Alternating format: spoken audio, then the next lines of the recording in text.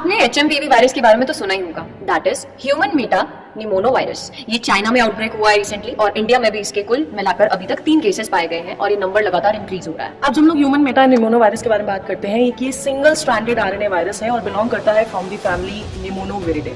अब ये एक तरह का RSV है। RSV मतलब होता है रेस्पिरेटरी सिंशियल वायरस, यानी कि वो वायरस जो आपके रेस्पिरेटरी सिस्टम को इम्पैक्ट करता है, रेस्पिरेटरी सिस्टम से रिलेटेड इलनेस आपके अंदर क्रिएट करता है। तो इसके सिम्टम्स क्या क्या हैं? बहुत ही कॉमन सिम्टम्स हैं, जैसे कि हमें सर्दी के टाइम पर होते हैं, जैसे कि cough, fever, running nose, stuffy nose. साथ ही साथ अगर हम बात करें सोर थ्रोट, स्नीजिंग। बस इसमें एक अलग सिम्टम है, दैट इज रैशेस। इसमें आपको साथ में रैशेस भी देखने को मिलते हैं जो नॉर्मल कंडीशन में नहीं मिलते, और साथ ही साथ शॉर्टनेस ऑफ ब्रेथ भी होता है। अगर मैं बात करूं कि ट्रांसमिट कैसे हो रहा है, फैल कैसे रहा है, क्योंकि वायरल डिजीज है, फैलता है आपके कफिंग से, कफिंग से, स्नीजिंग से, शेकिंग हैंड से, हगिंग से, किसिंग से और उन सरफेसेस को टच करने से जो एक इन्फेक्शियस पर्सन ने टच कर रखे होते हैं। सो इसको चेक करने के क्या क्या टेस्ट हैं? जैसे कि हम पहले टेस्ट की बात करें, दैट इज स्वैब टेस्ट, जो कि कोविड के टाइम पर भी होता था।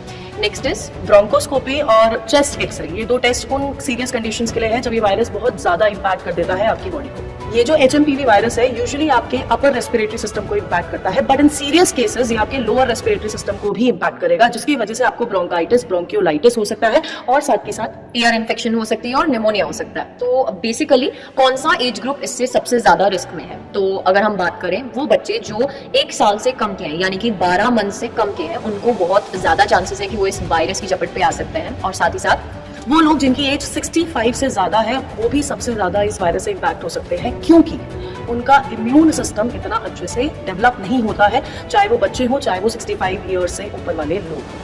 सो बेसिकली इन शॉर्ट अगर हम बात करें, जिन भी लोगों का, जिन भी बच्चों का इम्यून सिस्टम वीक है, वो भी एकदम प्रिकॉशनरी मेजर्स लें। प्रिकॉशनरी मेजर्स में सबसे इंपॉर्टेंट आएगा कि आप मास्क डाल के रखिए अगर आप बाहर ट्रेवल कर रहे हैं कहीं, क्योंकि अब एग्जाम्स के टाइम आएंगे तो आपका हेल्दी रहना बहुत इंपॉर्टेंट है।